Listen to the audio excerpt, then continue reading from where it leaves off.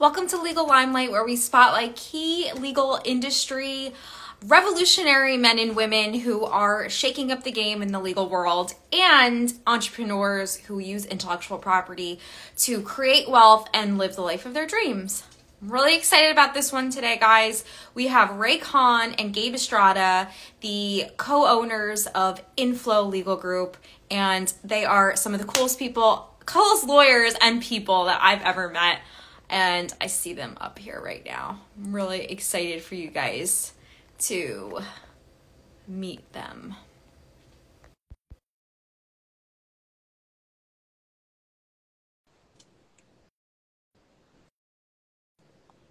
Hey, Professor T. Hey, Francesca. Hey, Fran. How are you? Hi, guys. I'm so good. It's great to see you again virtually. We have to meet in person. Absolutely. Yeah, we're here in San Diego. You're in New York, is that correct? Yeah. When you guys are out here, please let me know. Yeah, I'm originally from New York, so I grew up on Long Island, so we'll definitely be out there here and there. So yeah, we'll definitely have to link up and chat. Amazing. And I just saw that Professor T just joined. I hope he's going to hang out with us because he's the reason why we are here today. Absolutely. And how we met. Yeah, thank you for having us on. We've definitely been a fan of this show. Just so many inspiring lawyers that come on and share their stories. So we're excited to be here with you and just share our story a little bit. Yeah, you guys are, not only are you like really just cool people, you're super smart, you have amazing background stories, and I love your mission. So I want to get right into it and ask you guys, what was it that made you start? Yeah, so Gabe and I were basically friends in law school, right? We were like best friends. First friend I met in law school. And, right off the bat, we kind of shared like why we went to law school, right? Gabe was a business owner and, he had his own career before that a little bit. My mom was a business owner. My sister was a business owner, very familiar with, just the struggles of being a business owner, being a first time and not having much, legal background to help you set up your small business. But also just wanting to like help, right? A lot of lawyers go to law school because they want to help people. But we also knew that like if we truly wanted to do it our way, we'd have to eventually start our own law firm one day. So like the dream started in law school. We were like, hey, like we're gonna have our own law firm one day. So that's kind of like where the seed was planted. And then, shortly after law school, as you may know, like we kind of went our own directions for a little bit, but we always kept talking about that same dream. And then we eventually got to the point, especially during the pandemic, of actually taking steps to execute that dream. Yeah. Just like a lot of other people who like during the pandemic were, reevaluating their values and, starting their own businesses, whether it was like a side hustle or, just branching off and doing their own thing. We took that same advantage of that as well. And then, we launched Inflow to kind of help creative entrepreneurs, creators and small business owners who were kind of taking advantage of the circumstances during the pandemic. So, yeah. So much came out of the pandemic. I left big law. I know you guys know, like I was in the grind, commuting through hours. And what happened to me was that I had my son 2 months early. It was the first time, my first, and I went into early labor and it was like, okay, it was very, very, very sketchy and scary. You don't want to have a baby 2 months early. And then he came during the week in New Jersey when everyone was like, the governor basically told everyone to stay at home. No one was leaving their homes during COVID. So that was that, because Ray, you said like it forced you to like think what are my values and how am I living according to my values? So I decided to join a firm where I could build my own book of business, and I switched not only from big brands, but I broadened my practice to also help content creators, small businesses, and I created this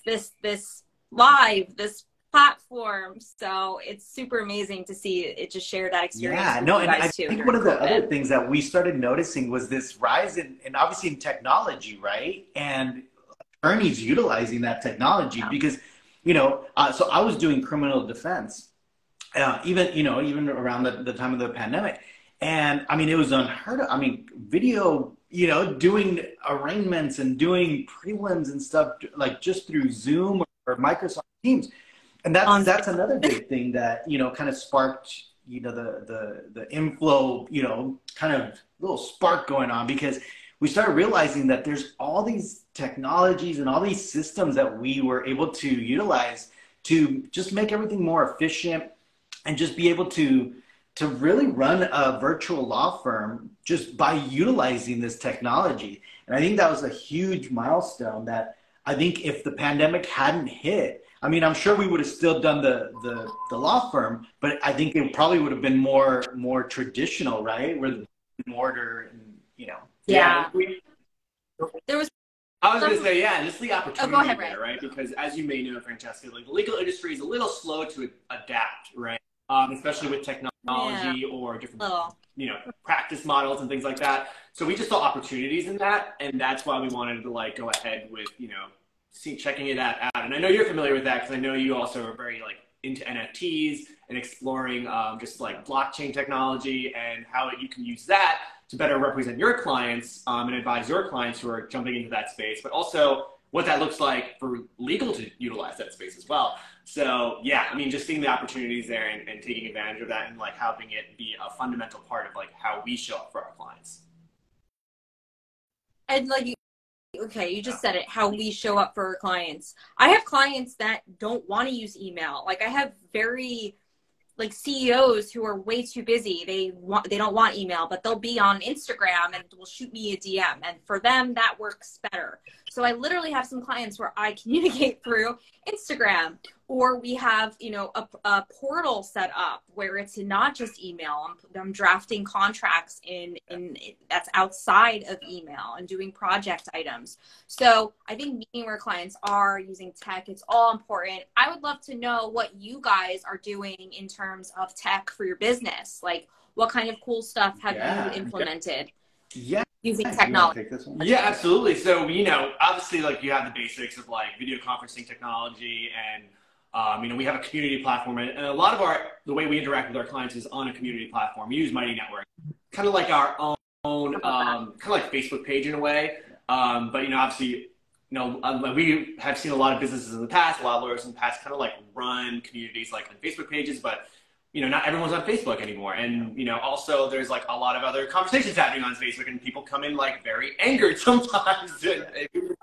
So we have our own community platform. That's where we allow our clients to have like access to our own calendar to book their time when they need us. You know, to have like certain forms. We utilize like a lot of form technology as well, just to like grab information from our clients and it's available to them whenever they need. So yeah, and obviously we have like, you know, practice management software. We have like various practice management softwares that we utilize for different reasons. And yeah, I mean, it just allows us once again to show up in our own way to kind of take advantage of that. And then all these third party software that we started finding out, right? Like about that would just make everything so much easier, right? So just like something that would allow us for the intake form to go straight to our management, and then it would go into the calendaring system, and then it would automatically copy that to the Google, to our Google Calendar. So then everything was just kind of seamless when going about it. And Ray is kind of the genius behind that. He finds all these amazing programs. Even for social media, right? We use special programs for social media that repost and re-edit stuff for different platforms. And it just, I think in this day and age, because we are dealing with more bulk clients, right? As opposed to we're not dealing with just like one or two clients, we're dealing with a lot. So we have to be able to manage those relationships and our time while balancing our work life, right? Because I'm a father, it's like, so things outside of work. That's the way we kind of show up for ourselves as well by using technology. Yeah, and we also just like, it's creators, right? And creators always struggle with monetizing, right? They have this audience, which is honestly the hardest part of any business, is spreading the idea, right? Yeah. Spreading your product, spreading your service, letting people know what you do. Creators have that already. They don't have the, maybe they don't have the product yet. Yeah.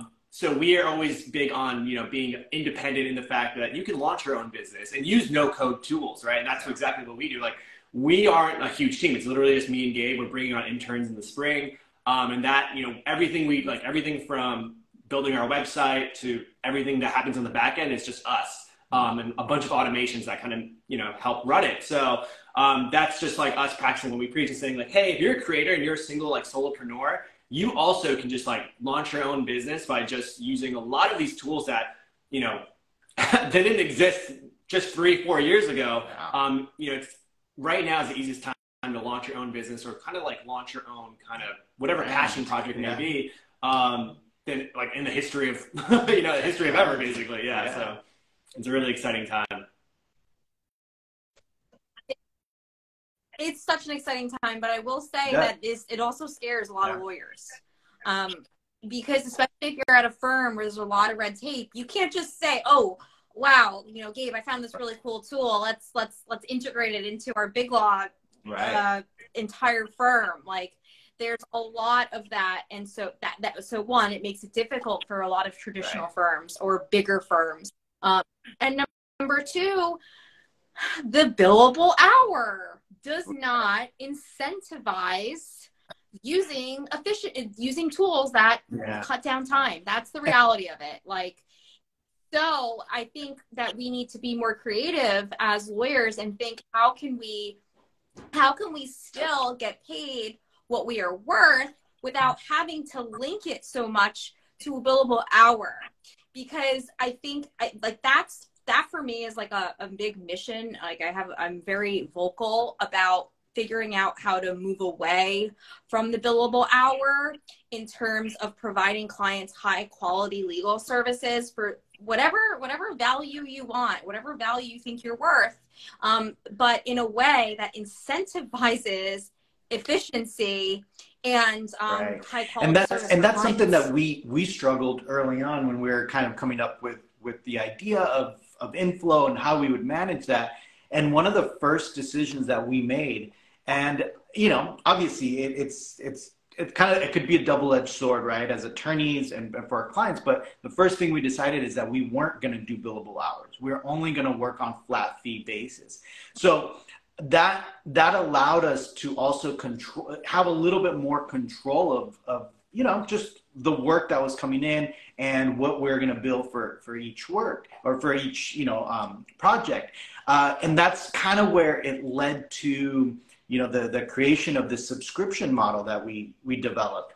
And, you know, and again, the subscription model is really geared towards, you know, the content creators, the influencers, the very, you know, micro businesses basically, because a lot of them, we realize that there's a lot of conversations that they need to have even just prior to launching. And, you know, by us charging them, you know, some type of a retainer and then billing them on that, we almost felt like it would hinder our communication with our client early on, especially that type of client, you know. That's why people don't like lawyers. Right. So any little question, any phone call, any, you know, email, you know, traditionally we would have to bill them for it, right? And we have to do that. So we developed a way to kind of attend to those needs of those clients while also being able to manage our caseload by doing that subscription model. And again, we try to do it as cheap as possible. So that's why we landed at that $79 mark, because it's basically, amazing. You know, the communication. Yeah, and it's great. $79. Yeah, and you know, that's really because we studied like subscription models. Like we didn't like, you know, we work with businesses all the time, and we've seen a lot of people launch subscription models in their own businesses in different industries, not knowing really much like what it means to be a subscription, right? So we studied subscription models. We studied like how Netflix started originally and how like other bigger subscription models kind of started. So we kind of took that on and like, all right, how would this look for legal services? And the beauty really behind it is like, you know, yes, flat fees were kind of like the alternative to hourly billing, right? But I've worked in firms that did flat fee, you know, kind of projects, right, on a flat fee basis. But every month you're searching for projects. You need new projects coming in every month.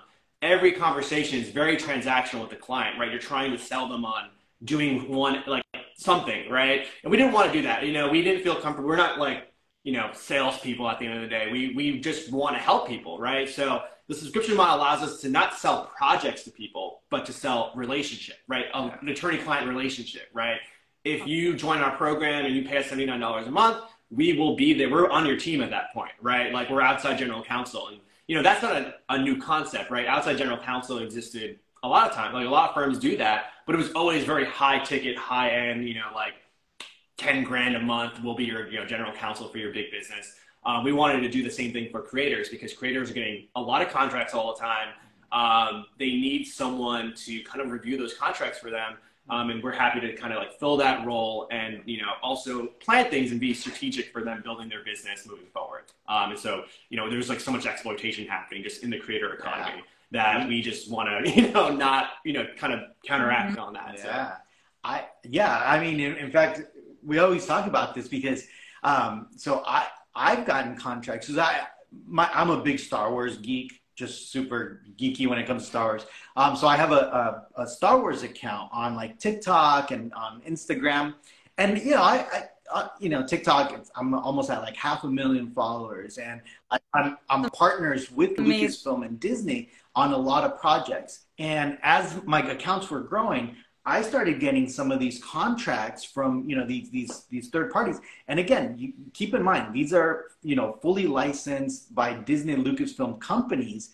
And as soon as I started reading some of those contracts, I was like, whoa, wait a second. Like, these are actually kind of predatory. Like, if I didn't read this, you know, and obviously I'm an attorney, so I'm going to be able to read this. But like most creator, if you get a contract from, you know, from Disney and saying, hey, you know, we're going to pay you this much for a TikTok, you know, most creators are going to be like, yes, absolutely. They're going to sign away, not realizing all of the stuff that they're signing away. Mm-hmm. And I think that opened our eyes. And I would send them to her. I was like, look at what this company's sending me. Can you believe this? And that was another eye-opening experience where we knew that creators, influencers needed that legal help, but knew that the money's not always just there. You know, for a lot of them are growing their accounts, they're growing their businesses, they're growing their personas, right, online. So we knew that they wouldn't be able to just afford just a traditional, you know, $350 an hour attorney. So that's why we try to keep it as low as possible to try to service those creators. Client recently who thought she was signing up for like a production of a show that was her show. She signed this awful agreement. They attempted to own all the IP, but when you really like look at a contract and dig into the way that IP transferred, it's more technical than people think. And so we were able to kind of like poke some holes in it, but it really makes you realize also, and I am a brand lawyer, like traditionally, I work with content creators and startups, but like really my background is on the brand side, but I advocate and educate the team on, look, you can draft a one-sided contract all you want, but if you get enough people to post a TikTok about how your contract is stealing their IP, like it's bad PR. Mm-hmm. So, you know, knowing both sides of it, I think is really important because there's definitely a way that you can protect your client, even if they are the brand, but in ways that set reasonable expectations to set the relationship up for success and for good PR. Yeah.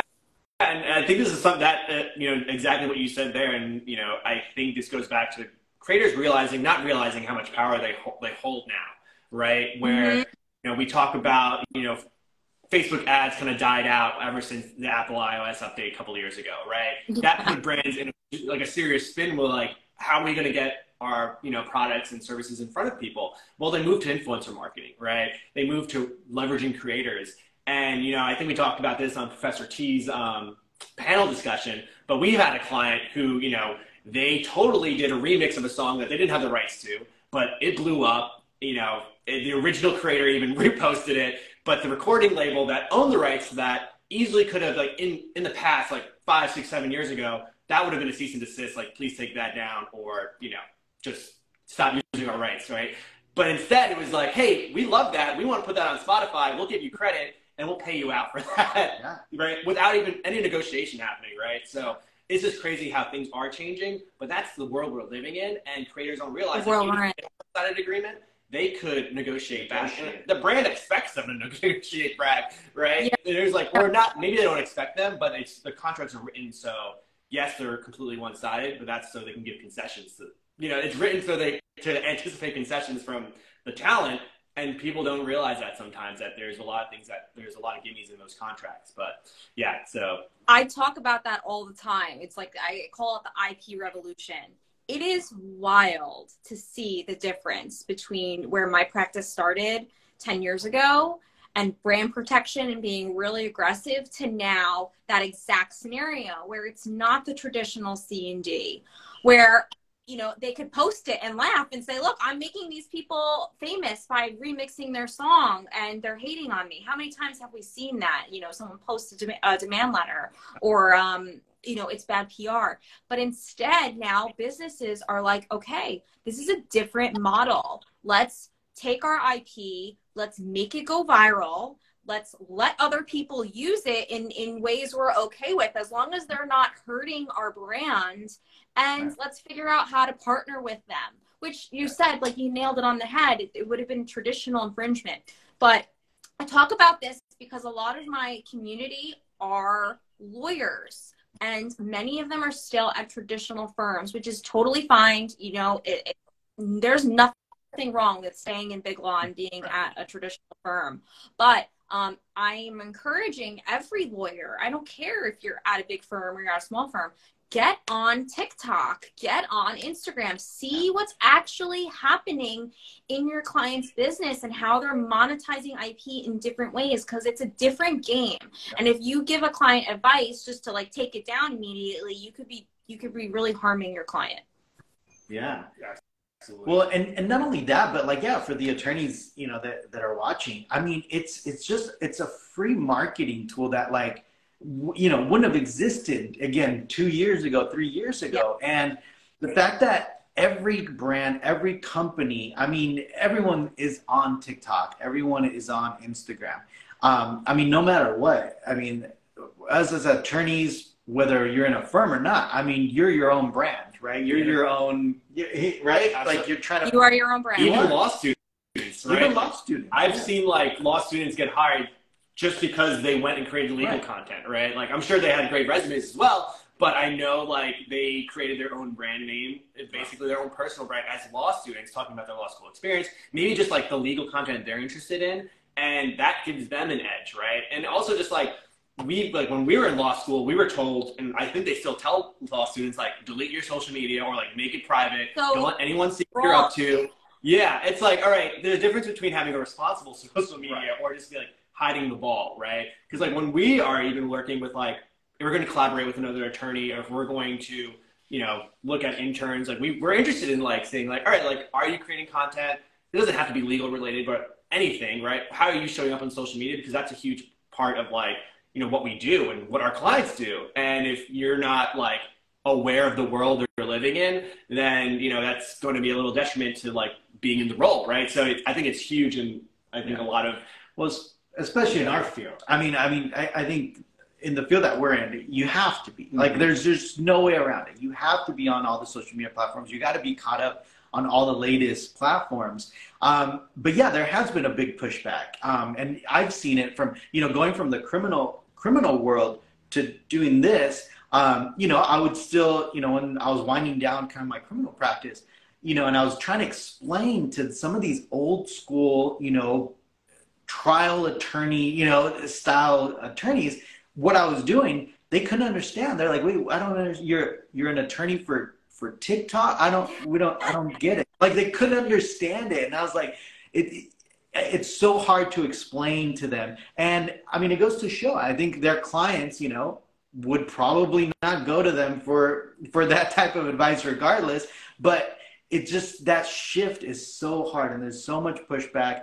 And I think it's just traditionally with law, finance, some of these old industries, it's hard to make change. So we kind of pride ourselves on saying, you know what, we're troublemakers here. We're going to try to change, the way we do law, and we're unapologetic about it. And it's out of love too, right? Like, I think it's just like showing like it can be done in a certain way. Like if you show up a certain way, it is marketing, right? Like we show up a certain way, we dress a certain way, our branding is a certain way because it attracts the clients that make the most sense for us. And as you know, sometimes if you're running your own firm, sometimes there's clients that don't make sense in any business, right? If you're a service professional, there's going to be like, not every client is a good client for you, right? Everyone, communication style is different, just like culture is different. So, it's strategic, but also, just when it comes to the creator economy, like that's so inclusive, right? A lot of people don't want to show up on short form video, right? Maybe TikTok's not for them, but guess what? There's LinkedIn, there's Twitter, there's running your own blog. There's different ways. It's like however you want to be showing up as a creator. There's so many advantages out there, and that's why it's out of love. Like we just want people to empower themselves and not have to rely on just their employer or just whatever opportunities are coming their way, but being able to pull those opportunities themselves, but just like being attractive, right? It's like the law of attraction, basically. I think that's huge with like the internet and content creation right now. So. It's really just an amazing time, to be a lawyer, to be in this space. Obviously, intellectual property it's just so important in the digital economy and the creator economy, but any lawyer in general, I think you guys hit the nail on the head that every single lawyer really has to understand these tools because, whether you're a trial lawyer or a creative lawyer, this is the new way of doing business. And if you're going to advise any sort of client, you have to meet them where they are and understand the technology. Yeah. With social media, with NFTs and blockchain, like, we have clients. That's a conversation for a whole other day. Oh my God. Yeah, I know. Yeah. But that's another thing, right? Like, it's just crazy. It's like, it's a constant changing and it affects the way we do work, right? Whether we like it or not. Like we have clients who, hey, we're going to launch a film NFT and we're going to use music and have a license for it. We just bought this license. Can you tell us if this is going to cover us? And we look at it, we're like, this is not. Like, and then reaching out to the other attorney and saying like, hey, let's discuss a license for an NFT. The other attorney has no idea what's going on. And it's, once again, just coming down to educating and being able to be like, hey, let's get on the same background page here so we can make sure there's no issues in the future. And that's the key. I think that's the key word, right? Is that a lot of older, I don't want to say older attorneys, but the attorneys that are kind of pushing back against social media, they're still seeing social media as an entertainment tool versus an educational tool. Yeah. And I think that's where that mentality needs to switch, that people go to Facebook, to Instagram for their news, to Twitter for their news. They're not watching, CNN, Fox News, CNBC anymore. They're going to Twitter first thing to get their news. So it's no longer a source of entertainment. It's a source of information. And in order to inform your potential clients of your services and, issues that may come up, you have to be on there, and it's free. And that's the beauty of it, right? It's how we met. It's how I met Professor T. It's just, it's the new way of networking. It's the new way of developing clients, and it's the new way of building relationships professionally and in life. So I'm so glad I got to meet you guys, and thank you so much for coming on today. This was really fun. Yeah, absolutely. Thank you for having us. Thanks, Francesca. Where can people go to find you if they want to work with you and sign up for your subscription? Yeah, you can follow us on pretty much all platforms. We're Inflow Law Group on TikTok, Twitter, Instagram, Facebook. You could shoot us on our website. You could go on our website. I'mInFlow.com, or shoot us an email at letsdothis@I'mInFlow.com. Amazing, guys. Thank you so much. And everyone for tuning in, thank you so much for tuning in. We do this every Thursday, 1 p.m. Eastern time. And I hope to see you guys back here next week. Awesome. Thank you, Francesca. Bye, guys.